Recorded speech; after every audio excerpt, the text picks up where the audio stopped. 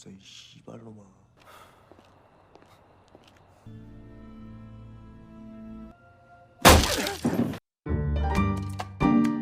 Halo Sucur, apa kabar kalian semua? Sehat kan? Kali ini saya akan membahas sebuah film dari negara yang hampir semua rakyatnya good looking, dengan judul Midnight yang artinya tengah malam. Dan film ini sebaiknya ditonton pada tengah malam juga. Film ini mengisahkan perempuan bernama Tukiem binti Kyungmi yang berjuang dari seorang pria psikopat bernama Ujang binti Dosik. Jadi bagaimana kelanjutan dari film ini? Tanpa berlama-lama lagi, mari masuk ke dalam alur ceritanya. Ngopi dulu bro. And boom.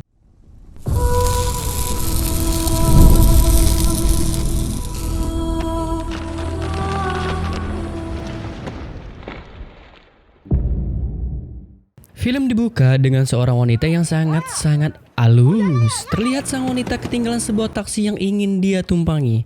Andai aku di situ ya. Stop it. Tiba-tiba muncul Dosik alias Ujang untuk menawarkan tumpangan pada wanita yang halus. Aku sih udah tahu maksud Ujang di sini. Mantap-mantap dong. Namun wanita tersebut menolak tawarannya. Mampus kau Ujang. Terdengar ada suara dari mobil milik Ujang. Wanita tersebut masuk dan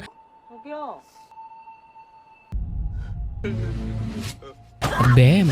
Ujang pun langsung menarik wanita tersebut dan menghabisinya. Polisi datang, namun dengan santai si Ujang yang sangat tampan membuat drama, seakan-akan orang lain yang membunuh wanita tersebut.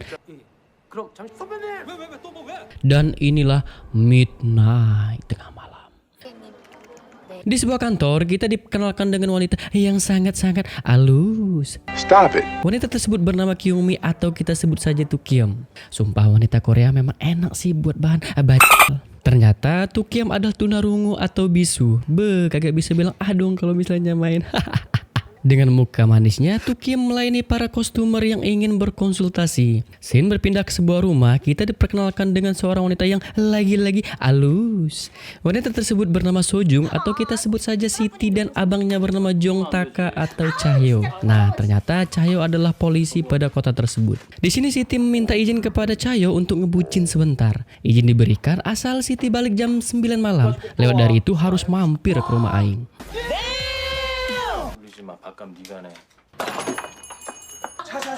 Kembali ke Tukiem, terlihat atasannya mengajak untuk makan ke sebuah restoran. Sesampainya di restoran, Tukiem yang sangat halus malah dibully oleh laki-laki bangke yang berada pada tempat tersebut. Dah lah, mending Tukiem ikut aing ngonten di sini, pasti tambah semangat gitu kan? Di sisi lain, ibunya Tukiem yang bernama Janah menerima gajinya dikarenakan udah akhir bulan dan tidak lupa THR untuk tahun baru juga diberikan. Cahyo yang bertugas tiba-tiba tidak bisa menghubungi Siti dan membuat Cahyo sangat kesal. Janah pulang dengan semangat karena telah mendapatkan THR dari bosnya. Dan Tukiem telah bersiap untuk menjemput Janah di pinggir jalan. Janah tidak sabar untuk memberitahu Tukiem bahwa THR gue udah cair boy. Ternyata Janah juga tunarungu yang artinya pada film ini kita belajar untuk menjadi seorang bisu. Cahyo yang datang ke rumah melihat Siti tidak kunjung pulang. Cahyo udah mulai sangat cemas. Di sisi lain Ujang melihat Tukiem dan Janah di sebuah jalan. Dalam hati Ujang berkata, anjing mangsa yang sangat halus. Perlahan-lahan Ujang berjalan ke arah Janah dan bersiap dengan alat yang dirinya bawa. Tidak disangka Siti malah melintas dengan santai. Ujang dihadapkan dengan dua pilihan yang sebenarnya tidak sulit. Ujang pastinya memilih Siti yang lagi kencang dan rapat. Ujang berlari ke arah Siti dan menghabisinya. Di sisi lain, Tukiem dengan mobil kodoknya berputar-putar gak jelas ke arah parkiran. Cahyo terus menghubungi Siti namun tidak mendapatkan jawaban sama sekali. Ternyata Ujang masih belum puas dan ingin mengincar Janah. Cahyo datang dan menyapa, lihat Siti gak bro? Dan yang menariknya, si alus Tukiem tiba-tiba melihat sepatu milik Siti yang dirinya lempar dari sebuah lorong yang sangat gelap. Dengan rasa penasaran, Tukiem perlahan-lahan berjalan menyusuri lorong. Terlihat Siti minta tolong sambil berkata, woi anjing tolongin gua. Ujang datang membawa kapak Wiro Sableng, namun beruntung Tukiem berhasil kabur dan berlari. Ujang yang kesal mengejar Tukiem sampai ke lorong parkiran apartemen saya. Tukiem berusaha membuka sebuah handle pintu, namun suara yang berisik membuat Ujang mengetahui hal tersebut. Beruntungnya Tukiem berhasil kabur. Tukiem berusaha membuka mobil kodoknya dengan sangat pelan-pelan. Tanpa disangka, Ujang sudah berada tepat di belakang Tukiem. Tukiem hanya bisa bilang, "Jangan pegang titik saya, bang." Dengan teknik drifting menggunakan mobil kodok, Tukiem berhasil lolos. Tidak tinggal diam, Ujang terus mengejar Tukiem. Tukiem menghampiri Janah dan menghidupkan lampu emergency atau lampu darurat.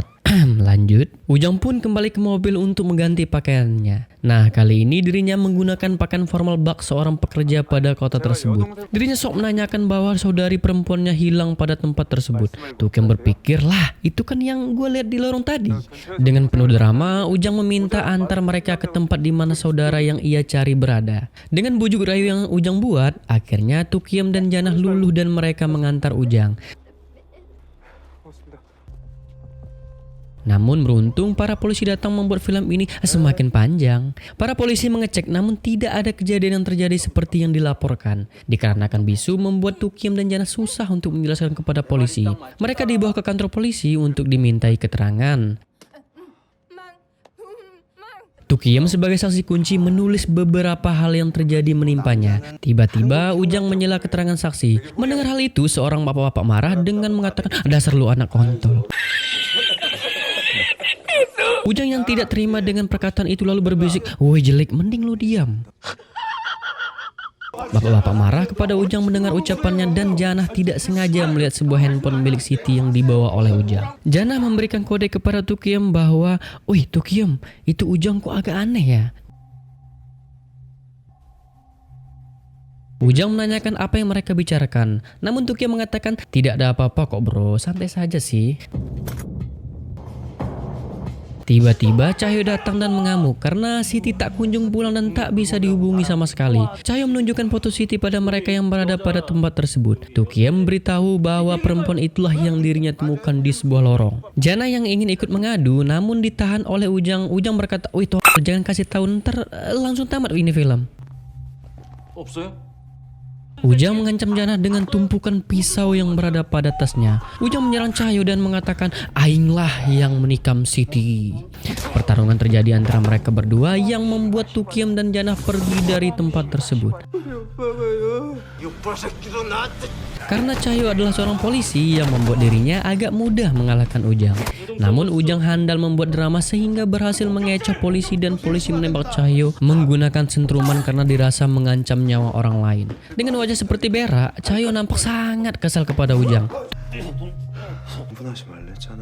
Tukiem dan Janah terkejut melihat Ujang yang tidak ditangkap oleh pihak kepolisian dan malah dibebaskan dengan sangat santai. Setelah kejadian itu, baru para polisi meminta maaf kepada Cahyo karena menyerang dirinya dan membiarkan Ujang bebas. Ujang mencari alamat Tukiem dan Janah. Janah dan Tukiem kembali ke rumah diantar oleh para polisi. Terlihat muka Tukiem cemas seperti memikirkan pinjaman online yang belum dirinya lunasi. Tanpa disangka, pintu diketuk oleh seseorang dengan sangat kuat. Nah, pastinya Tukiem dan Janah sangat takut. Perlahan-lahan mereka berjalan dan... Ayo, nunggu apa? Stop it. Ternyata adalah seorang bos Janah yang mengambil barang untuk dibawa ke tempat kerjanya. Tukiem pun ditinggalkan sendiri pada rumah tersebut. Sedap kalau aing jadi tetangga Tukiem. Tiba-tiba muncul Ujang yang sangat mudah masuk ke rumah Tukiem dengan membawa kapak Wiro Sableng. Karena Tukiem yang tunarungu sangat sulit untuk mendengar suara di dalam rumah. Ujang mengintip sedikit ke kamar saat Tukiem ingin buka baju. Halus. Tukiem berjalan keluar kamar karena merasa seperti ada orang yang berada pada tempat tersebut.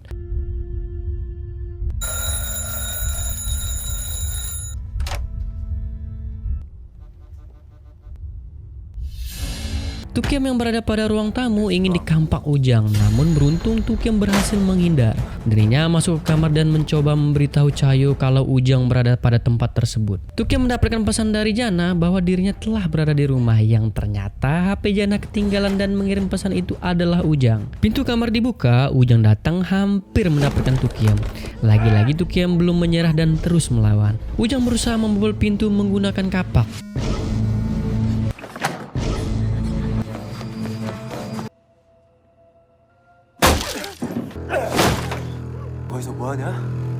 Pintu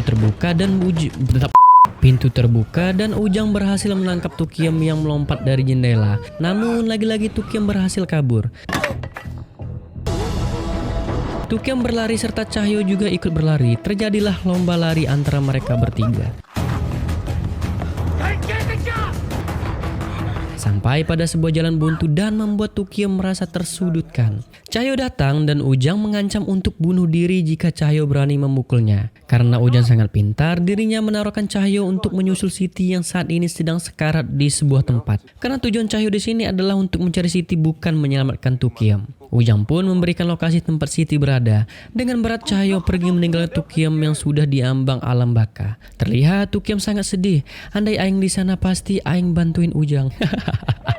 Cahyo mencari Siti yang ternyata itu adalah akal-akalan Ujang saja. Sebenarnya Siti tidak berada pada tempat tersebut. Jana datang dan melihat rumahnya telah hancur lebur. Aduh, harus pinjol lagi lah nih untuk melakukan renovasi rumah.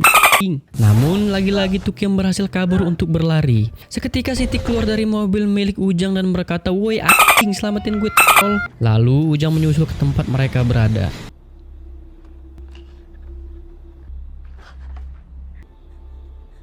Tukiem memberikan HP kepada Siti agar dirinya bisa menghubungi Cahyo untuk meminta pertolongan. Sedangkan Tukiem akan mengalihkan Ujang ke pusat kota. Di sini Ujang semakin kesal karena merasa sangat dipermainkan oleh dua perempuan yang sangat halus. Telepon berbunyi dan itu adalah Siti yang menelepon Cahyo untuk meminta diselamatkan. Di sisi lain, Tukiem terus berlari sampai ke pusat kota. Tidak lupa Ujang terus mengejarnya supaya film ini tambah dramatis. Siti pun berhasil diselamatkan oleh para petugas yang juga datang. Namun Jana sangat sedih serta cemas karena memikirkan Tukiem yang saat ini dalam bahaya. Tukiem berusaha meminta bantuan kepada orang-orang, namun karena bisu membuat dirinya sangat susah berkomunikasi. Tukiem mengeluarkan sebuah pisau yang membuat orang-orang malah takut kepada Tukiem. Dan lagi-lagi Ujang mengatakan bahwa Tukiem adalah saudaranya. Tiba-tiba beberapa tentara membawa Tukiem karena mendengar bahwa Tukiem saudara Ujang. Tukiem sudah sangat pasrah mengatakan jika dirinya tidak ingin mati sekarang. Dikarenakan banyak cita-cita yang belum terwujud termasuk menikah serta memiliki anak dengan Aing.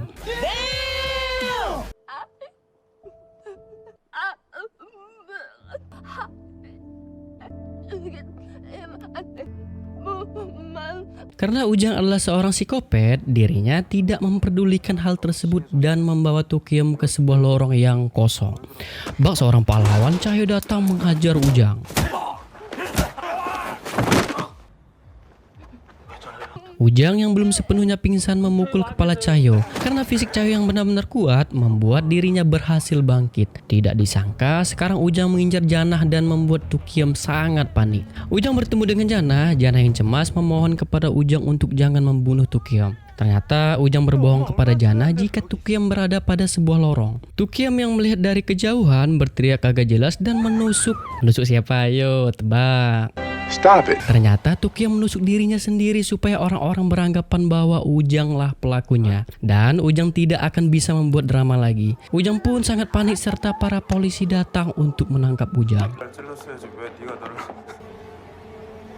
Tukiem tersenyum yang membuat Ujang bertambah sangat kesal kepadanya. Pistol ditembak karena si Ujang berusaha menyerang Tukiem. Tidak lupa Tukiem berkata, "Pucek lu," sebagai salam perpisahan. Setelah ditembak, Ujang bangkit dan ingin menyerang Tukiem. Beruntung Cahyo datang dan menyelamatkan Tukiem.